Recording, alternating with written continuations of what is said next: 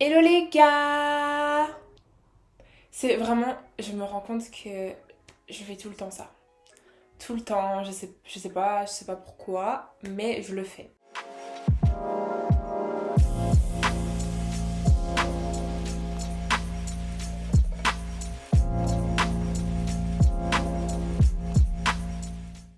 Aujourd'hui, on se retrouve pour une nouvelle vidéo, comme vous pouvez le voir, c'est logique. J'espère que vous allez bien. Moi, ça va trop bien. En fait, le problème c'est quoi? C'est que moi, je m'habille beaucoup en couleur claire. Voilà. Mais vu que le fond est clair, j'ai l'impression que ça ressort pas et que ça donne pas du peps. Mais c'est pas grave. Donc aujourd'hui dans cette vidéo, je vais vraiment jouer le rôle de l'amie, la grande sœur, je sais pas comment vous voulez interpréter ça, mais je suis là pour vous donner des conseils et vous donner mon avis personnel. Donc c'est pas une vidéo où je vais donner quelconque enseignement ou je sais pas quoi, c'est pas du tout ça, c'est vraiment vous parler moi de mon avis, de comment j'applique cette question dans ma vie. Je sais pas si ça se dit, mais comment je vis en fait cette question-là. Donc c'est une FAQ, comme vous l'avez vu dans le titre, et c'est en fait une FAQ sur la vie chrétienne en général. Donc je vais répondre à plusieurs questions, il doit y en avoir 17 il me semble, 17 questions qui ont été très pertinentes je trouvais, enfin qui étaient très intéressantes et que c'est vrai en fait que ce genre de questions, on peut se les poser sans spécialement trouver de réponse. Donc j'ai toutes les questions devant moi et je vais y répondre une par une. Je vais pas trop m'étaler sur chaque question, je vais vraiment essayer de répondre de manière claire et précise car il y a certains sujets que j'aimerais aborder par la suite dans des vidéos qui parleront spécialement de ce sujet-là. Mais là, c'est vraiment une vidéo pour vous orienter un petit peu et que vous ayez plus simple à comprendre certaines choses. Donc, on va pas perdre plus de temps. On va commencer tout de suite. La première question que j'ai reçue, c'est peut-on regarder des films d'horreur? Alors moi, personnellement, je ne regarde pas de films d'horreur car ça ne m'a jamais... J'ai jamais aimé ça, même quand j'étais dans le monde, même quand j'étais pas en Christ. J'aimais pas les films d'horreur, ça me faisait peur. Je trouvais pas ça cool de ressentir de la peur. Donc je ne regardais pas. Maintenant, il faut savoir que vous êtes le seul responsable de ce que vos yeux vont voir. Je peux ni répondre oui ni répondre non. Tout ce que je peux vous répondre, c'est que je vous le déconseille fortement. Il faut vraiment faire attention à ce que vous regardez, aux films que vous regardez, en fait à tout ce que vous regardez, il faut vraiment faire attention parce que c'est des images qui peuvent rester en tête. Voilà, on ne peut pas savoir qu'est-ce qui se passe par la suite après avoir regardé ce film d'horreur. Donc est-ce que c'est vraiment utile? Donc comme il est dit dans 1 Corinthiens 10, 23, tout m'est permis mais tout n'est pas utile. Donc voilà, c'est à vous de voir, à vous de juger par rapport à vous-même, mais moi en tout cas je vous le déconseille. La deuxième question c'est est-ce qu'on peut aller en soirée où il y a de l'alcool sans boire?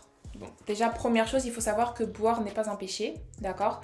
C'est le fait d'être bourré, le fait d'être ivre qui est un péché. Donc si vous vous retrouvez dans une soirée où il y a de l'alcool, c'est pas un péché. Maintenant, il faut faire attention à quel genre de soirée c'est. Est-ce que c'est une soirée où l'Esprit de Dieu qui vit en vous va se sentir à l'aise, va ne pas trouver de problèmes, de choses qui le dérangent, ou est-ce que c'est une soirée où vous savez que vous ne devriez pas y être? Souvent quand on se pose ce genre de questions, c'est que c'est pas un endroit où on devrait se trouver. N'oublions pas que la première manière à l'Esprit de Dieu de nous parler, c'est par nous-mêmes, par nos pensées, nos ressentis, toutes ces choses-là. Il faut vraiment être attentif à la paix que vous avez en vous. Si vous avez la paix face à cette soirée et que vraiment vous savez que c'est respectueux avec des gens qui respectent votre foi et que vos yeux ne vont pas voir des choses que vous n'êtes pas censé voir, alors voilà, c'est à vous de juger. Maintenant, si vous savez que c'est une soirée style boîte de nuit, des trucs comme ça, moi franchement je vous dis de ne pas y aller. On ne sait pas avec qui on traîne, on ne sait pas qu'est-ce qui se passe dans ces boîtes de nuit. Et c'est vraiment se jeter dans la gueule du loup pour moi et ça sert à rien. Troisième question, c'est est-ce qu'on peut aller en maillot à la plage? Alors oui, bien évidemment, hein, on n'est pas... Voilà, on peut aller en maillot de bain à la plage. Faut juste faire attention à ne pas être une pierre d'achoppement, ne pas être provocateur, provocatrice, tout en étant dans le respect, tout en étant modeste. Mais bien sûr, on peut mettre des maillots de bain pour aller à la plage. Tout dépend de la paix de chacun. Là, je vise spécialement les filles parce que voilà, pour les garçons, c'est un peu plus... Non, c'est pas que c'est plus simple de ne pas être habillé de manière impudique ou quoi, mais voilà, en général, les garçons, c'est un short de bain et voilà, alors que les filles, on sait le style de maillot qu'il peut y avoir. Et moi, je vous conseille pas de prendre le dernier maillot de Kylie Jenner ou je sais pas quoi. mais vraiment d'être respectueuse et encore une fois de fonctionner par rapport à votre paix, de dire bah Seigneur écoute, est-ce que je peux mettre ce maillot de bain là? Vraiment d'analyser si à l'intérieur de vous sentez en paix, si vous vous sentez à l'aise ou pas. Ça, la paix, c'est quelque chose que personne ne peut juger parce que c'est vraiment personnel. Prochaine question, c'est est-ce qu'on peut avoir un copain ou une copine et si on a le droit, à quel âge? Alors, oui, bien sûr que oui. On a le droit d'être en couple. C'est si on se met pas en couple, on va jamais se marier. Maintenant, comme tu as dit, c'est à quel âge? Alors, je pense pas qu'il y ait d'âge à proprement parler. Je vais pas te dire à 18 ans, tu as le droit d'être en couple.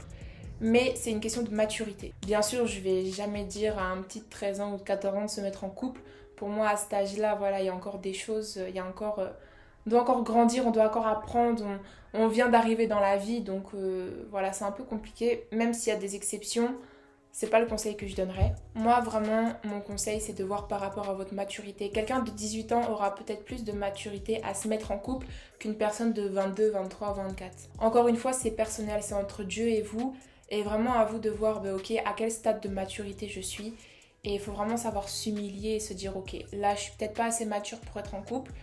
Mais par contre, là, je me sens assez mature pour pouvoir assumer un couple, assumer une relation.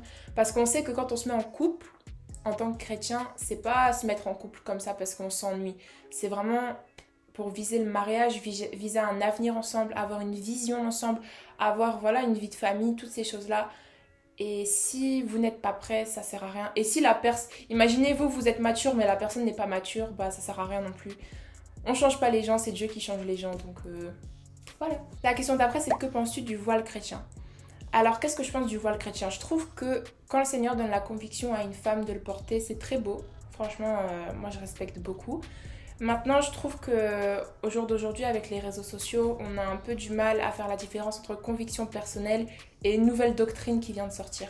Je vois souvent des jeunes filles qui portent le voile sans vraiment savoir ce que ça représente, ce que c'est, qui n'ont pas reçu la conviction, mais qui le portent car elles voient des jeunes chrétiennes le porter. Il faut vraiment agir selon ce que Dieu vous dit. C'est pas parce que Dieu dit A à une personne qu'il va vous dire A à vous. Il peut vous dire B, C, E, D, tout ce que vous voulez, mais l'histoire d'une personne ne sera pas la vôtre.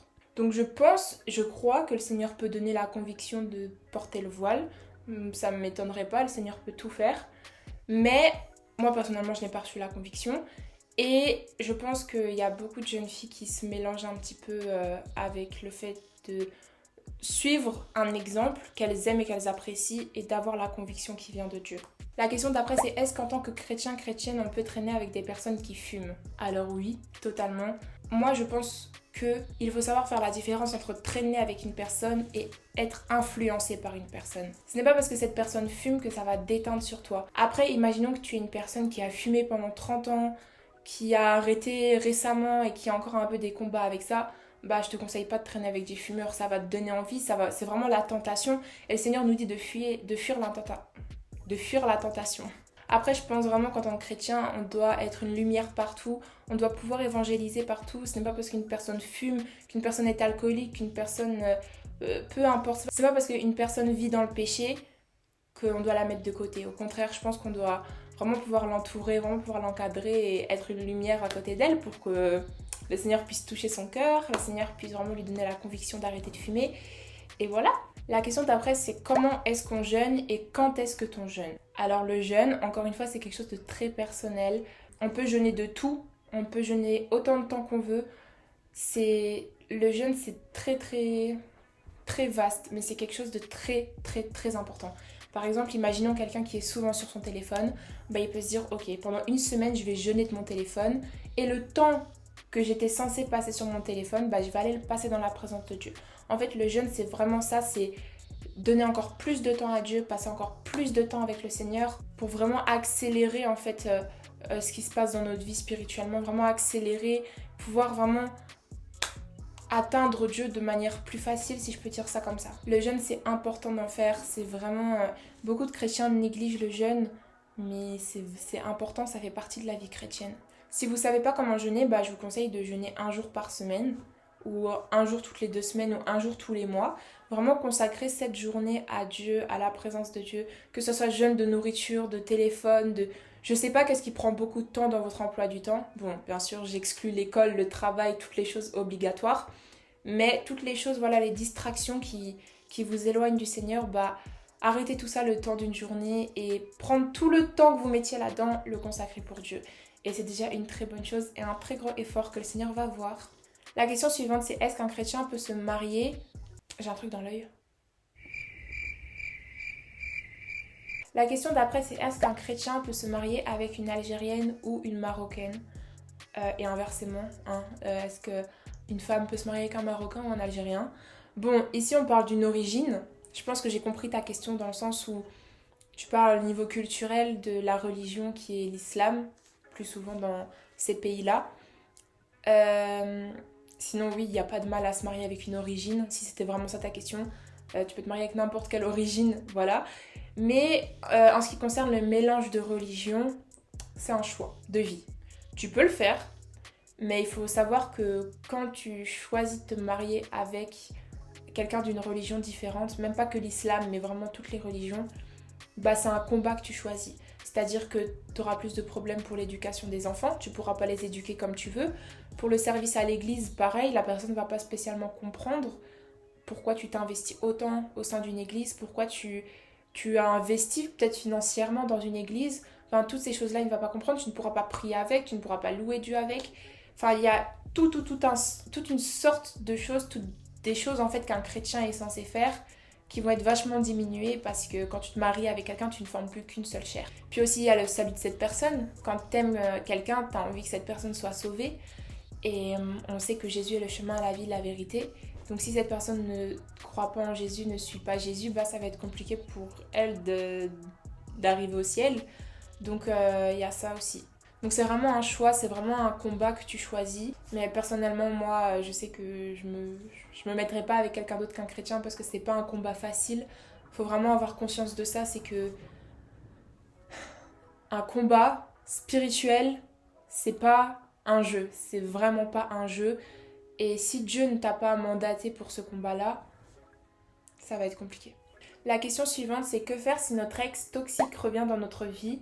Enfin, est-ce qu'on peut lui adresser la parole? Il faut savoir qu'il y a une différence entre pardonner et réconciliation. On est obligé de pardonner. On est obligé de pardonner à toute personne qui nous a blessés, qui nous ont fait du mal, qui nous ont heurtés, vexés, peu importe. On est obligé de pardonner et être capable d'aider cette personne si cette personne a besoin d'aide, de pouvoir prier pour cette personne, de pouvoir lui souhaiter que son bonheur. Maintenant, la réconciliation, c'est quelque chose de différent. Ça veut dire que tu vas aller renouer des liens avec cette personne et recommencer à alimenter nos relations. Alors ça, moi, je te le conseille pas. Si le Seigneur a fait en sorte que cette personne soit en dehors de ta vie, c'est pour une raison. Il faut savoir reconnaître un arbre à ses fruits. Et si les fruits que cette personne a portés dans ta vie n'étaient pas bons, c'est peut-être que c'était le temps que ça s'arrête. Donc pardonner, oui. Réconciliation, voilà quoi. Si c'est pas Dieu qui l'a dit, moi je te conseille pas de... Si c'est pour te refaire du mal et que ça recommence, ça sert à rien. Les chrétiens peuvent manger du porc. Oui, on peut manger du porc. Dans l'Ancien Testament, on ne pouvait pas. Mais dans le Nouveau Testament, on peut. Jésus est mort à la croix pour toutes ces choses-là. Donc on peut manger du porc sans problème. Peut-on se percer? Donc je vais prendre percer, tatouer en même temps. Le piercing, le tatouage, toutes ces choses-là, pour moi, ce sont vraiment des choses personnelles. Quelqu'un peut avoir la paix pour se tatouer, quelqu'un peut avoir la paix pour se percer, faire des piercings, tout ça. Comme une personne peut ne pas du tout avoir la paix et du coup ne pas en faire. Personnellement, j'ai les oreilles percées, mais je sais que je n'aurai pas la paix de me faire un piercing au nez, un piercing à la bouche, un piercing partout où on peut faire des piercings, je n'aurai pas la paix. Et pareil pour un tatouage, je me sens pas trop à l'aise avec ça. Maintenant, j'ai des amis à moi qui sont tatoués, qui sont percés, et ils ont aucun problème avec ça, ils vivent leur relation avec Dieu. Mais ça dépend vraiment de ton intimité avec Christ. Comment est votre relation, c'est vraiment, vraiment personnel. Quelqu'un peut avoir la paix pour se faire un piercing et ne pas avoir la paix pour se faire un tatouage et inversement. Je te conseille juste de demander à Dieu, d'en parler avec le Seigneur et de voir, Seigneur, est-ce que tu penses que ce serait une bonne idée que moi, je me fasse tatouer ou que je me fasse percer? Ou pas? Peut-on fumer de temps en temps? Alors là, ça va pas être une question de conviction, mais c'est vraiment fumer est un péché. Pourquoi? Simplement parce que ton corps est le temple de Dieu, ton corps est le temple du Saint-Esprit. Donc ça veut dire que ton corps, c'est une enveloppe que Dieu t'a donnée, c'est une enveloppe corporelle que Dieu t'a donnée pour que tu en prennes soin, pour que tu prennes soin de ton corps, soin de ta santé. On sait que fumer, que ce soit de temps en temps ou pas, ça peut rapporter des maladies, ça détruit le corps, ça détruit les poumons. Voilà, fumer, ce n'est pas quelque chose de bon à la santé et on le sait. Donc on ne va pas aller abîmer ce que Dieu nous a donné pour le servir. On ne va pas aller abîmer, on ne va pas se maltraiter la santé. Il est important de prendre soin de son corps, il est important d'avoir une bonne santé, il est vraiment important de prendre soin de soi-même car on est le temple du Saint-Esprit. On doit être une lumière et c'est pas avec une cigarette en bouche, je pense que voilà, qu'on va pouvoir être une lumière comme le Seigneur l'aimerait. Et si tu es chrétien et que tu fumes, je prie vraiment pour toi que le Seigneur puisse t'aider à arrêter. Si tu n'as pas l'impression d'être dans un péché, je prie que le Seigneur puisse te le révéler. Et c'est que de l'amour et on est ensemble. Ok, il reste 2 questions. Donc la prochaine question c'est: est-on obligé d'être dans une branche? Donc dans une branche du christianisme, les catholiques, orthodoxes, protestants. Moi je te répondrai même que tu ne dois pas être dans une branche. Les branches, c'est vraiment la religion. Nous ce qu'on cherche c'est la relation avec Jésus-Christ. Alors tu n'as pas besoin d'être dans une branche, tu ne dois même pas être dans une branche, mais tu dois être dans la relation avec Jésus-Christ. Construire et bâtir une relation avec lui. Les branches amènent vraiment la division et nous, ce qu'on veut, c'est être un seul corps. Comme Christ nous a dit, on ne forme qu'un seul corps avec lui.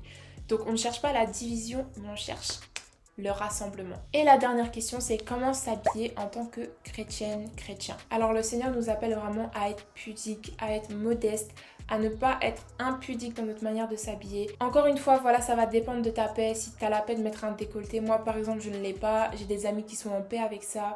Si tu es en paix d'être en jupe, si tu es en paix avec tout ça, voilà, ça dépend. Mais on sait que dans tous les cas, on ne doit pas s'habiller trop court, on ne doit pas s'habiller trop provoquant.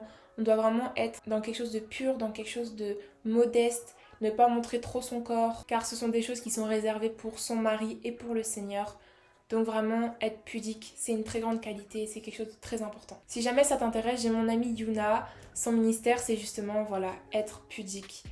Pour les femmes, son compte Instagram est plus pour les femmes, mais si t'es un homme, tu peux aussi aller voir. Et ça s'appelle Modesty Sense, donc je vais mettre son arrobas quelque part là. Comme ça, tu peux aller voir. Elle donne plein de conseils sur comment s'habiller en tant que chrétienne en 2021, comment pouvoir reconnaître si on a la paix, si on n'a pas la paix. Enfin, tout ça, elle vous expliquera. Donc, je vous envoie vers elle. Je vous mets son Insta, je sais pas où, j'aurais envie de le mettre.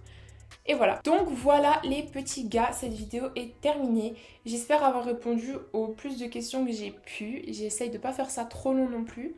Comme je vous ai dit, il y a des sujets que j'approfondirai plus, je pense, avec le temps. Comme je vous ai dit au début de vidéo, c'est vraiment mon avis. C'est comme ça que moi, je vis la chose. C'est comme ça vraiment que moi, je perçois les choses.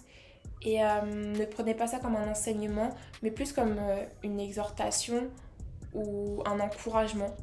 Un encouragement à vraiment faire attention à la voix de Dieu, vraiment faire attention à vos convictions. Ce que Dieu dit à l'un, il ne le dira pas à l'autre et inversement. Donc voilà, écoutez toujours la paix que vous avez en vous car elle ne vous trompera pas.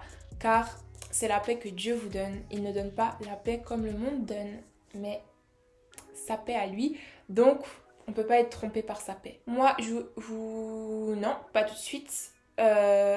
N'hésite pas à t'abonner, à liker, à commenter, à activer la cloche. Franchement, à chaque fois que je le dis dans chaque vidéo, je me rends compte qu'il y a beaucoup de choses à faire. Mais c'est positif. C'est positif pour moi, c'est positif pour toi. Donc abonne-toi, je t'attends.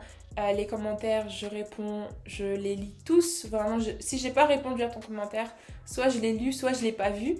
Mais voilà. Je t'attends aussi sur Instagram et sur TikTok. Voilà, Instagram chrétien, TikTok chrétien, où je poste le plus de contenu. Et voilà, cette vidéo vient d'ailleurs d'Instagram, car j'avais fait une boîte aux questions et j'avais demandé aux gens de me poser des questions. Donc, si tu veux participer aux autres vidéos, je t'attends sur Instagram. Bon, ça y est, là, j'ai beaucoup parlé, je n'ai plus de voix. Moi, je vous fais des gros bisous, je vous dis à très bientôt, enfin à dimanche en fait, pour une prochaine vidéo. Et voilà! Plein de bisous. Bisous, bisous, bisous. Ah, j'arrive jamais à couper la vidéo, purée, je sais pas pourquoi. Bref. Mouah. Bisous les gars.